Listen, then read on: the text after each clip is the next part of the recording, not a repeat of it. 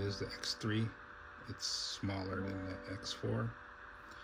This has a lot more record time, like a lot more. It takes a lot longer for the battery to go to zero. And that any accessories you have here, even the battery, will not fit into the X4. The reason why I even upgraded is because they advertise it as 8K 60 frames per second.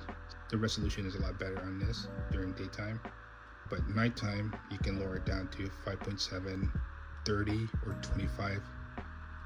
That's what they it gives you a prompt right here, because it's like, oh, it needs more light. I do love my X3.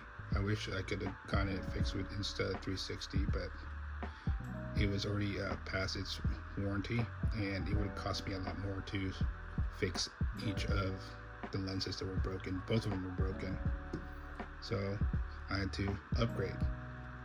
But if you have an X3, I'd say if you want to save money, like $100, I would stick with X3. But if you want to upgrade and better resolution, I would go with the X4. The external audio adapter for the X3 does not fit the X4.